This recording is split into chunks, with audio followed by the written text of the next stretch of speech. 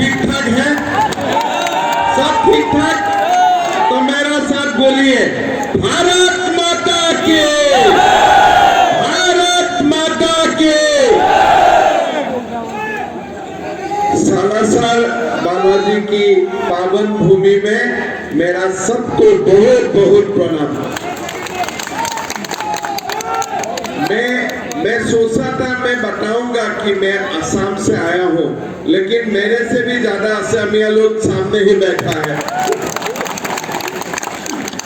सभा में विराजमान हमारे सुखाराम पारिक जी, भारतीय जनता पार्टी की उम्मीदवार राजकुमार रिनोवा जी, हमारे मधुसूदन राजपुरोहित जी, भैरव सिंह राजपुरोहित जी, वासुदेव सावला जी, बसंत शर्मा जी, श्यामलाल शर्मा जी, मदनलाल ओझा जी, संजय शर्मा जी, राजेंद्र सिंह सजोसर जी, दीपक शर्मा जी, दयाल सिंह राजपुरोहित जी, राजवीर सिंह राठौर जी, सुशीला सारंग जी, मंच में विराजमान हमारे नेतागण, भाइयों बहनों, पिता और माताओं, मैं तो इसको बोलना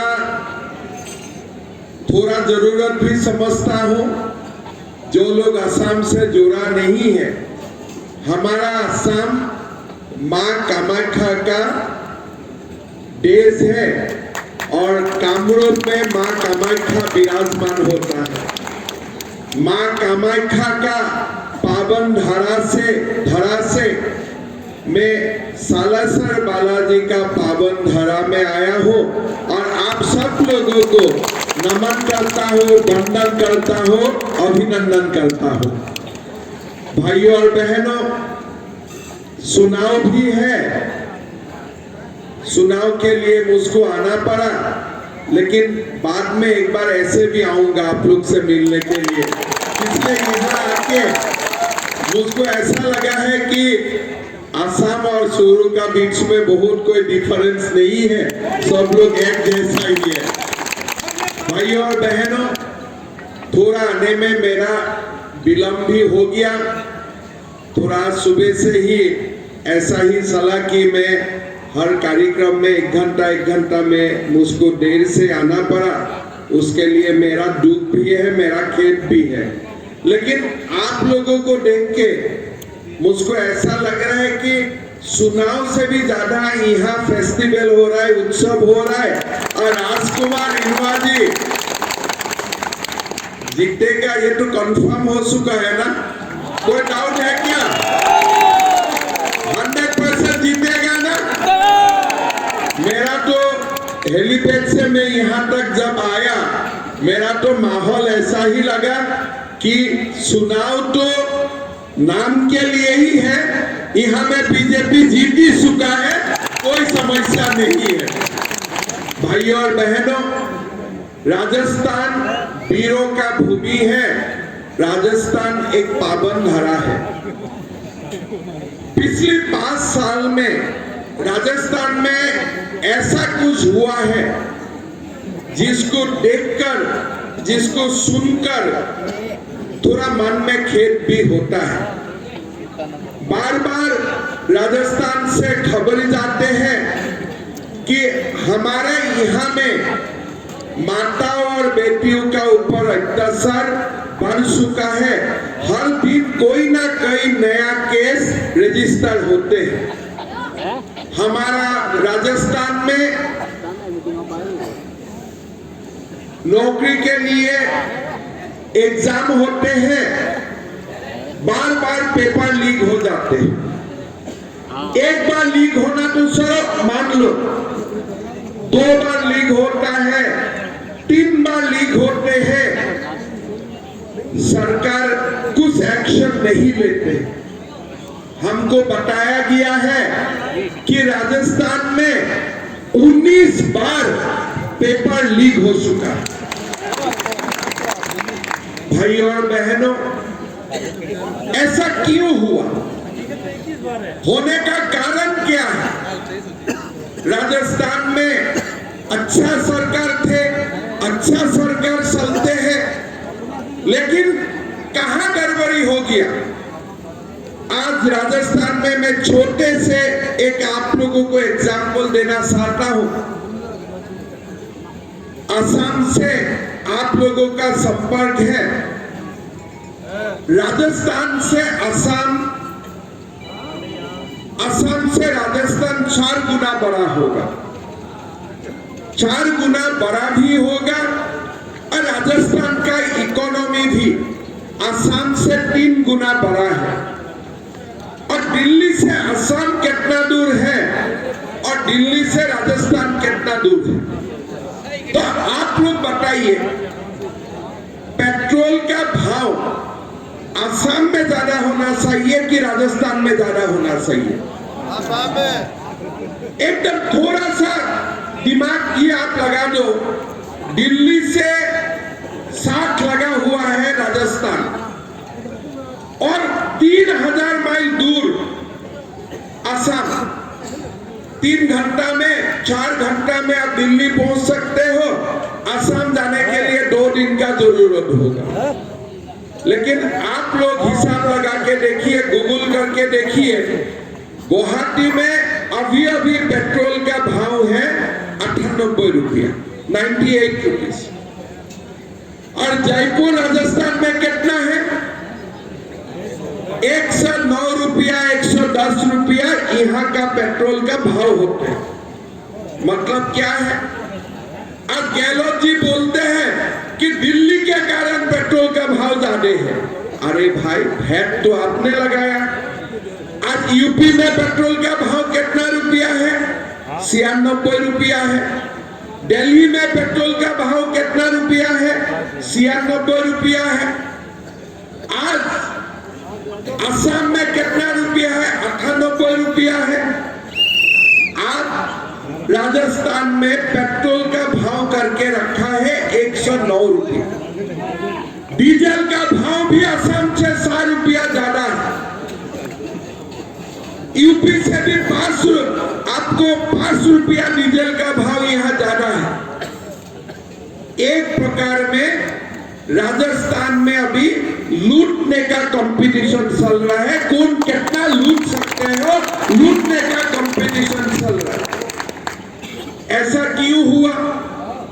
जब सरकार का शुरुआत हुआ, किसको सीएम बनना था हमारा तो मालूम नहीं था। राहुल गांधी पायलट को क्या बोला था, गहलोत जी को क्या बोला था, वही लोग जानते हैं। लेकिन यहां सरकार बनने का बाद कंपटीशन शुरू हुआ, कौन कितना निकम्मा है।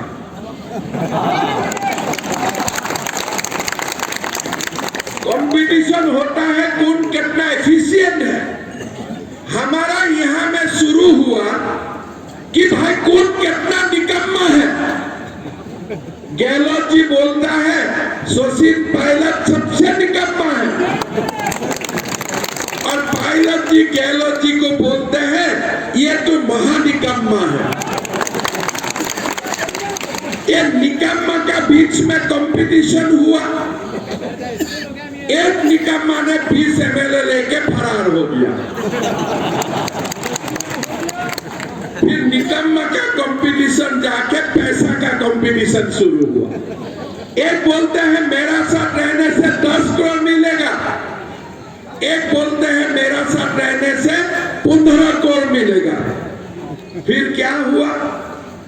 5 स्टार में सब आ जाते हैं, महीना भर 5 स्टार में रहते हैं, और गहलोत जी सबको लाइसेंस दे देते हैं, चलो मुझका मेरा साथ रहो और जितना हो सकता है लूटो राजस्थान को, कोई आपत्ति नहीं। शुरू वहां से हुआ। ये जो निकम्मा का कंपटीशन हुआ, फिर सीएम का कुर्सी के लिए झगड़ा शुरू हुआ, फिर 5 स्टार में राजनीति शुरू हुआ। उसी से ही मेरा वीरों का भूमि राजस्थान में प्रॉब्लम शुरू होने लगा, समस्या बढ़ने लगा, और माताओं बेटियों का ऊपर अत्याचार शुरू हुआ। पेट्रोल डीजल का कीमत बढ़ाने का कंपटीशन हुआ और जो एमएलए लोग हैं वो लोगों ने लूटने का लाइसेंस ले लिया और जो इंडिपेंडेंट और बीएसपी का एमएलए था वो लोगों ने तो ऐसे लूटा कि अगले 7 पीढ़ियों तक उनको कोई पैसा कमाने का कोई जरूरत नहीं, इतना लूट लिया। और राहुल जी हमारे बोलते हैं मैं गारंटी देता हूं राजस्थान में कि लोन माफ हो जाएगा। किसी किसानों का लोन माफ हुआ क्या? किसी किसानों का लोन माफ हुआ क्या? फिर बोलते हैं रोजगार तो दूंगा, जिसको रोजगार नहीं दे पाऊंगा उनको बेरोजगारी भत्ता दूंगा। किसी को बेरोजगारी भत्ता मिला है क्या? गारंटी कौन देते हैं? राहुल गांधी। कोई दिन दाढ़ी होगा, कोई दिन क्लीन शेव होगा। सुबह एक दिन राजस्थान आएगा, शाम उस पर किसान चला जाते हैं। मैं कभी कभी सोचता हूँ राहुल जी आके बोलते हैं मैं गारंटी देता हूँ। भाई तुम्हारा खुद का गारंटी कौन ले रहा है? तुम्हारा माँ तो हाथ उठा दिया कि मैं तुमको संभाल नहीं पाऊंगा। उनका माँ को देखने से मेरा अभी दया आ जाते हैं। 16 साल हो गया मेरा तो शादी, थोड़ा आप लोगों का तो यहाँ में शादी जल्दी हो जाता है, मेरा तो थोड़ा लेट में हुआ। फिर भी भगवान का दया से मेरा बेटा भी लॉ कर रहा है। और राहुल गांधी और मेरा उम्र एक है और राहुल गांधी अभी भी युवा नेता ही बन रहा है। हमारा सारा युवा नेता का नौकरी खा जाएगा, अभी भी युवा नेता ही है। ऐसे देश चलता है। पहले लूटने का कंपटीशन हुआ, थोड़ा बढ़ा, फिर उनको लगा कि अभी तो मुझको पब्लिक सपोर्ट नहीं करेगा, क्राइम बढ़ना शुरू हुआ।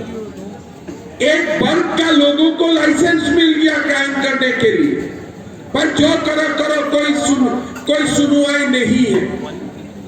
जाते जाते क्या हुआ, उदयपुर में सरतन जुदा हो गया।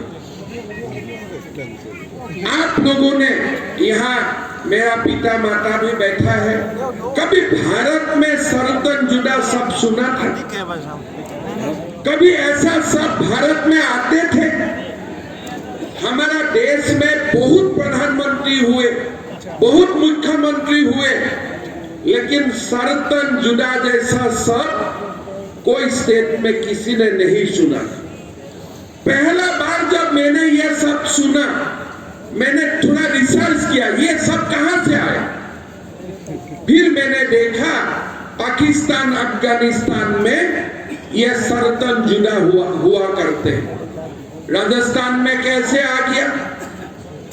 आया तो आया, लोगों का कातिल किया, फिर कातिल को उन्होंने कैमरा में कैद किया, फिर फेसबुक पोस्ट कर दिया, देखो हमने सरतन जुदा कर दिया हो, अब क्या करना है कर लो। अशोक गहलोत जी बोलते हैं हमने तो गिरफ्तार कर लिया 4 घंटा में। अरे भाई सरतन जुदा हो जाते हैं, आप क्या खाली गिरफ्तारी करेगा? आप क्या खाली गिरफ्तारी करेगा? अगर असम में होते थे ना, वहां सरतन जुदा, यहाँ 5 मिनट में हिसाब बराबर, 5 मिनट में हिसाब बराबर। मेरा देश में आप आके सरतन जुदा करेगा? ये हमारा भारत है, यहाँ प्रभु राम होते थे और यहाँ आके हमें आप सरतन जुदा सिखाएगा। और मुख्यमंत्री जी बोलते हैं मैंने गिरफ्तार कर लिया। भाइयों और बहनों, आज अगर कोई बीजेपी शासित प्रदेश में अगर माँ और बेटियों का ऊपर अत्याचार होते थे ना, होते हैं, उन उनका अपॉइंटमेंट सीधा जमराज का साथ हो जाएगा, सीधा जमराज। कोई सवाल ही नहीं है, कोई सवाल ही नहीं है। आपने सल्तनत जुदा करवा लिया। ये राणा प्रताप का भूमि है, ये दुर्गादास राठौर की भूमि है, और इस भूमि में आपने हमारा ही सल्तनत जुदा कर लिया। भाई साहब, वो दिन से मैं सोच रहा था कि कब एक बार राजस्थान आओ, कब बीजेपी का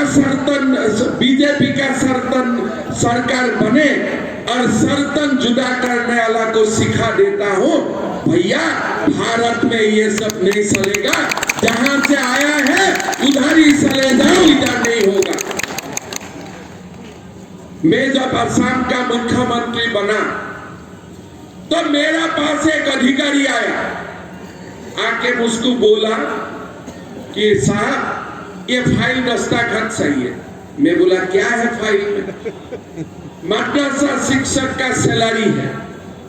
मैं बोला तुम्हारा बेटा मद्रासा स्कूल में पढ़ता है क्या? बोला साहब नहीं पढ़ता है। यहाँ से क्या होता है? बोले मुल्ला बनते हैं। मैं बोला मुल्ला बनने का ठेका मैंने लेके रखा हूं क्या? मुल्ला बनाने का ठेका क्या मैं लेके रखा हूं क्या? नहीं साहब, हल्ला हो जाएगा। मैं बोला देखो, हल्ला होगा तो मजा आएगा, ये दुकान बंद करो।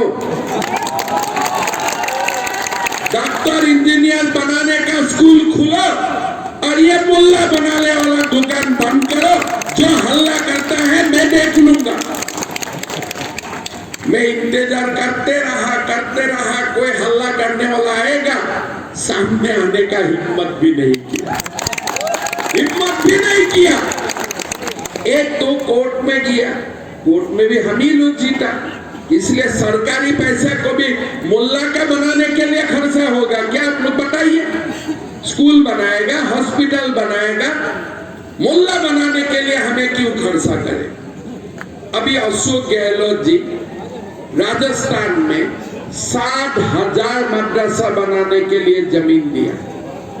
अगर 60,000 मदरसा में 100 करके में भी सालों में मुल्ला होगा, कितना मुल्ला बनेगा? 50 साल में राजस्थान का हालत क्या होगा? गहलोत जी, जमीन देना है तो हॉस्पिटल बनाने के लिए दो, जमीन देना है तो स्कूल बनाने के लिए दो। ये मुल्ला बनाने के लिए आपको जमीन देने का जरूरत नहीं है।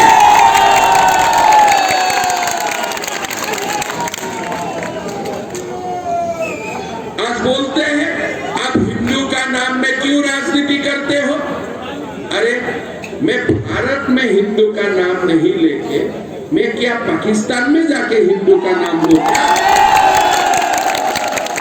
हिंदू का नाम लेने के में गुनाह क्या है?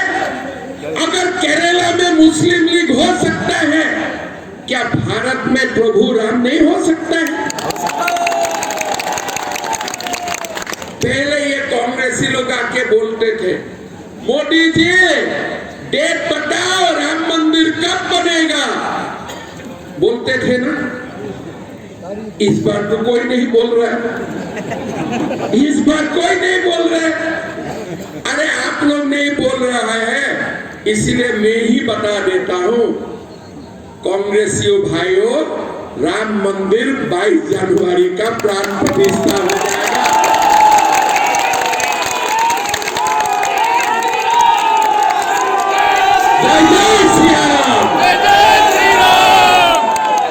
जाना है कि नहीं राम मंदिर में? जाना, राम लाला का दर्शन करना है कि नहीं करना?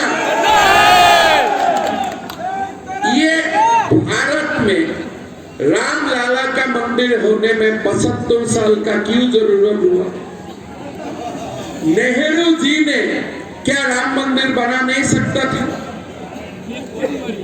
क्या इंदिरा जी ने राम मंदिर नहीं बना सकता था? क्या राजीव जी ने राम मंदिर नहीं बना सकता था? देश में नरेंद्र मोदी प्रधानमंत्री नहीं होते थे, क्या राम मंदिर बनते थे? राम मंदिर बनते थे। तो राम मंदिर बनाने के लिए हमें मोदी जी को प्रधानमंत्री बनाना पड़ा। इसलिए हमें मालूम था कि देश में कांग्रेसी प्रधानमंत्री बनने से रामलला का कभी मंदिर नहीं बनेगा।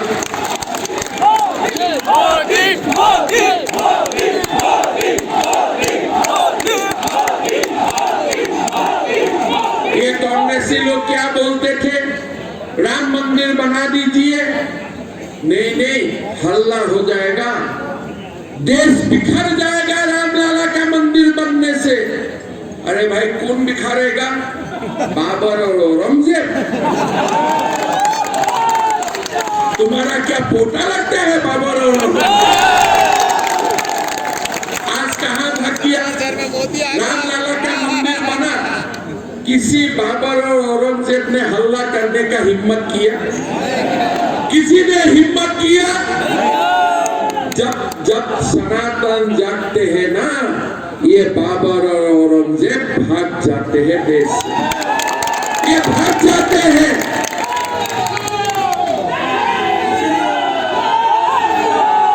ये देश में बाबर और औरंगजेब क्यों है?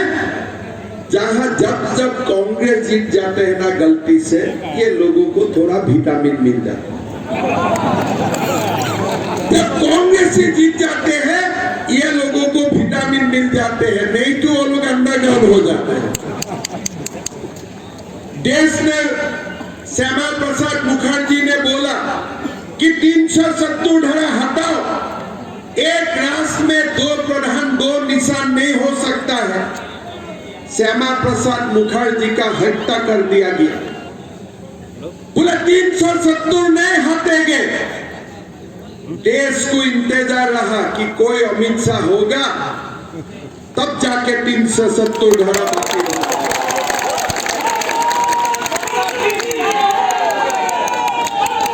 फिर बोला 370 हटेगा तो हल्ला हो जाएगा। अमित शाह जी ने बोला, अरे थोड़ा हल्ला करने दो, मजा आएगा। अभी कहां हल्ला है? अभी आप कश्मीर में जाइए, अमन शांति का वातावरण भी बना हुआ है और 370 धारा भी चला गया। बाबर और औरंगजेब लोग भी सो गया। आप लोग देखिए, मेरा बात का प्रमाण सहिएगा। 10 दिन का है। राजस्थान में जो लोग क्राइम करते हैं ना, 3 दिसंबर जाने दीजिए। 3 दिसंबर का बाद बीजेपी का सरकार बनेगा। आप लोगों को कोई बाबर और औरंगजेब दिखाई भी नहीं देगा, दिखाई भी नहीं देगा। सीधा अंडरग्राउंड हो जाएगा।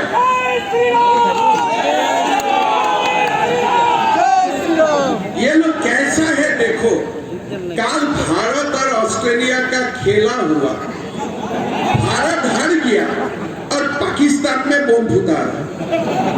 ये लोगों का हालत देखो भाई। तुम्हारा देश खेलने से भी अलग बात है, कोई दोनों मुल्क का बीच में खेला हुआ, कौन हारा कौन जीता, हम लोग तो स्पोर्ट्समैन स्पिरिट से इसको लिया और पाकिस्तानियों से वहां बम फुटा के रखा है। क्या चीज है ये सब? देखिए, ये सब का ट्रीटमेंट होना चाहिए कि नहीं होना चाहिए? आप लोग बताइए। आतंकवाद आते थे, कसाब आके गोली मार देते थे। बोले तुम्हारा बेटा ट्रेनिंग कहाँ हुआ? लाहौर में। तुम्हारा ट्रेनिंग कहाँ हुआ? कराची में। भारत से विमान ही उठा के ले जाता है, कहाँ लेके गया? कंदाहार में। संसद में भी हमला।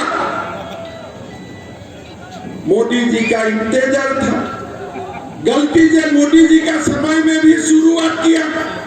मोदी जी ने 2 धमाका पाकिस्तान में लगा दिया और तब से आतंकवाद भी गायब हो गया।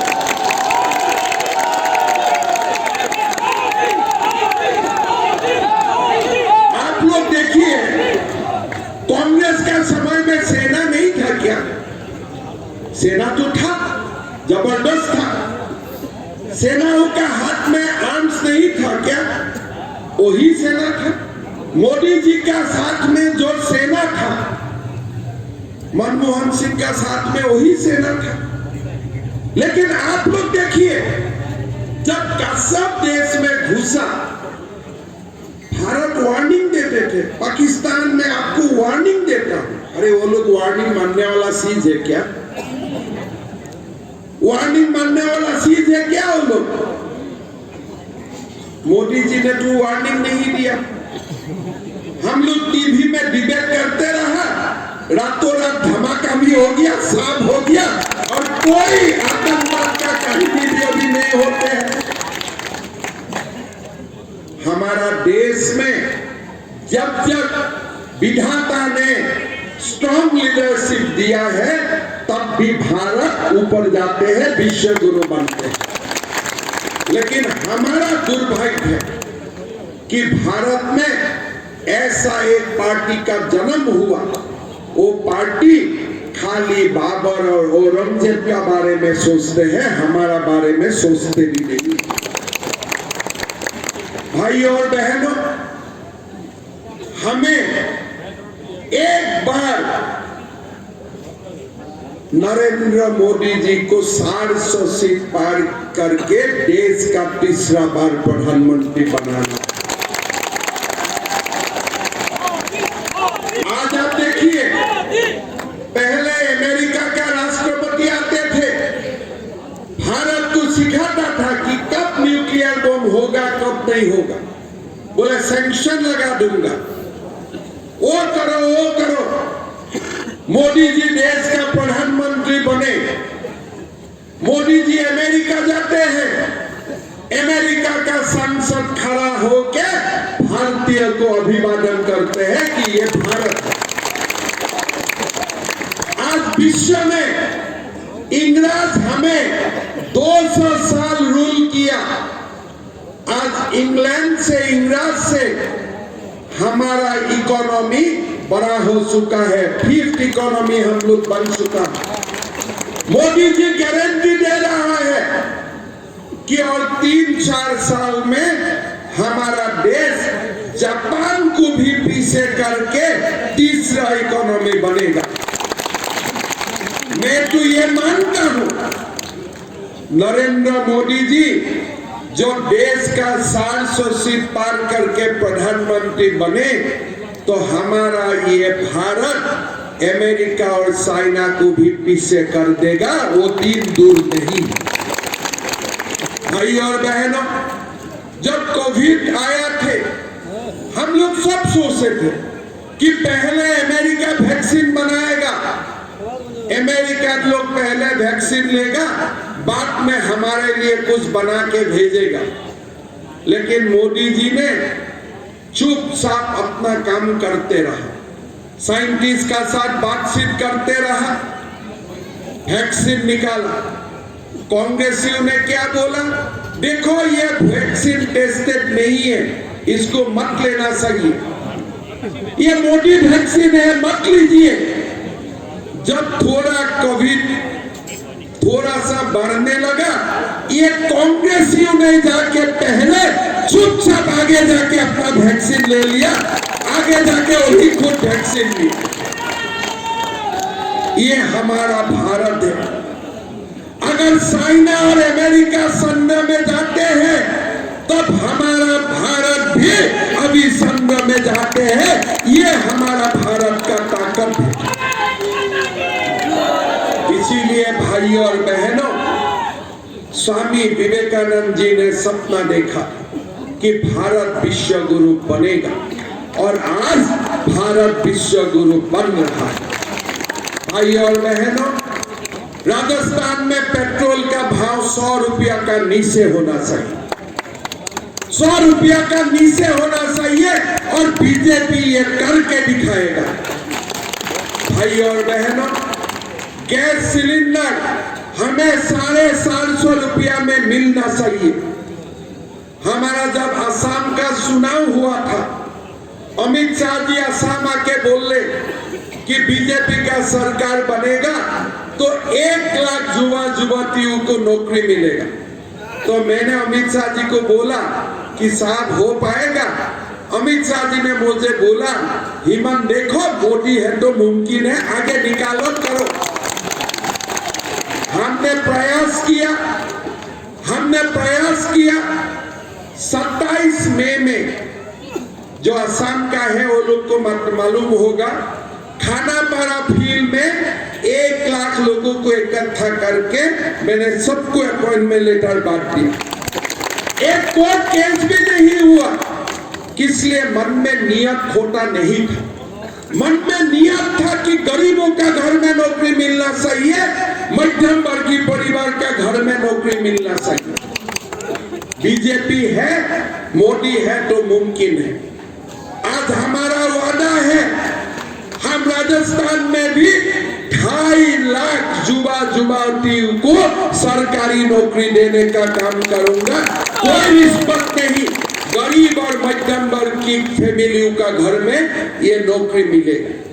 भाई और बहनों, ये चुनाव हमें 140 सीट का ऊपर ले जाके बीजेपी को जिताना, बीजेपी का सरकार बनाना है, महिलाओं का ऊपर अत्याचार बंद करना है, पेपर लीक का कहानी खत्म करने वाला है, सर्तन जुदा करने वाला व्यक्ति को जमराज का पास भेजना है।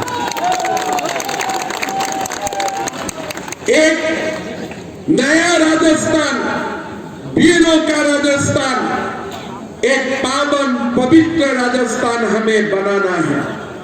और उसका कारण हमें कमल साथ में वोट भी देना है और बीजेपी का सरकार 140 सीट का ऊपर ले जाके हमें बनाना है कि नहीं?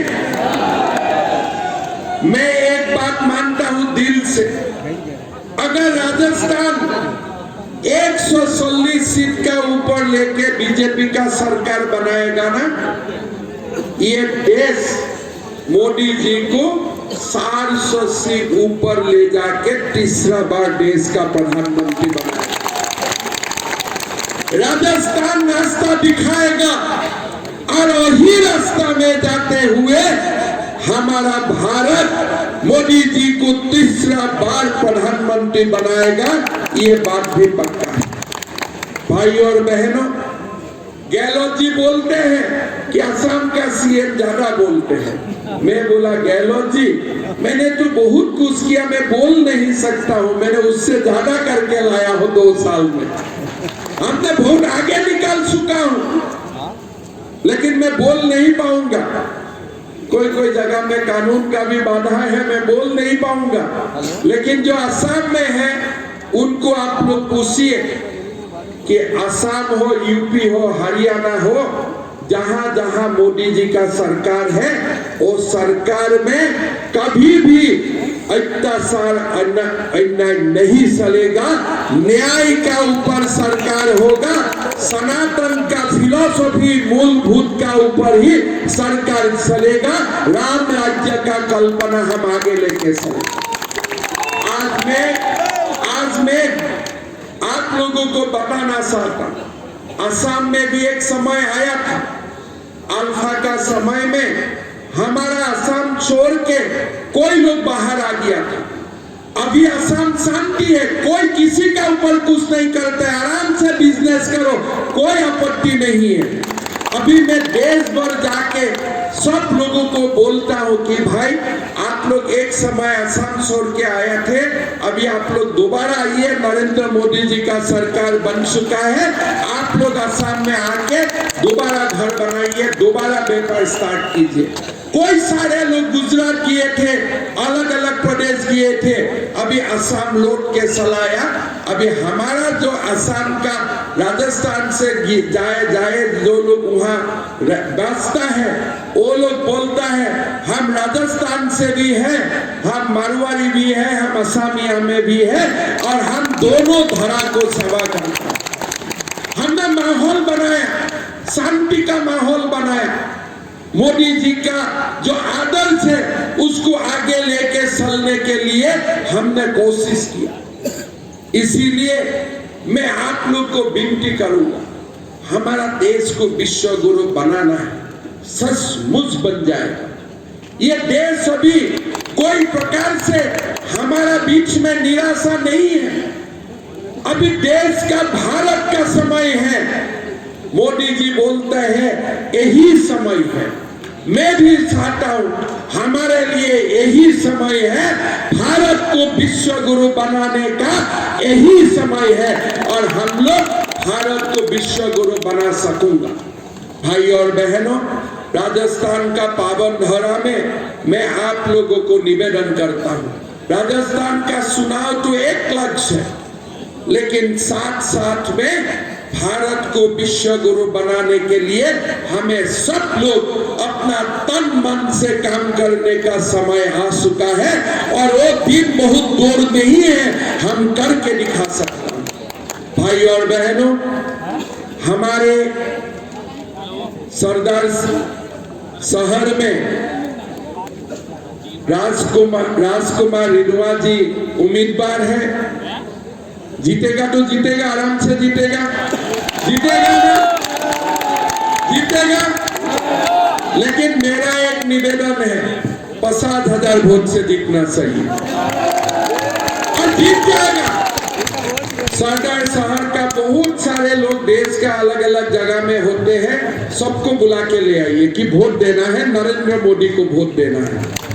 सबको बुलाइए, वोट भी देने हैं, राजकुमार रिनुआ जी को जिताना भी है और मोदी जी को भरपूर आशीर्वाद देना है। कमल साथ में जो भी वोट देते हैं वो वोट एक्चुअली मोदी जी के लिए आशीर्वाद बन जाते हैं। तो इसीलिए भाई और बहनों, सारे लोगों को मेरा निवेदन है, 25 तारीख कमल साथ में वोट देना है, भारत को विश्व गुरु बनाना है।